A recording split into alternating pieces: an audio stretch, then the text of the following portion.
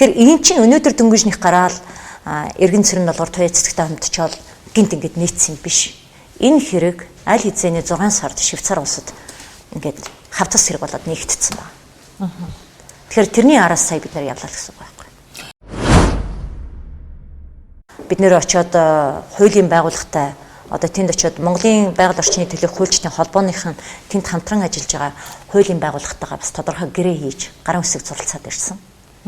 Өөрөөр хэлбэл энэ хэрэг дээр цаашаа хамтарч ажиллана гэдэг. Шүүх прокурор бол хавцас хэрэг нээсэн тодорхой хэмжээний баримтууд бол шаардаж эхэлж байгаа. Тэрнийг зөвшөлдсөд ирсэн байгаа. Ямар хэмжээнд ямар баримтуудыг гаргаж өгөх үү гэдэг тэр. Тэгээд мөн хуулийн тал дээр бид нэр нэлээд сайн ойлголтууд аваад ирсэн.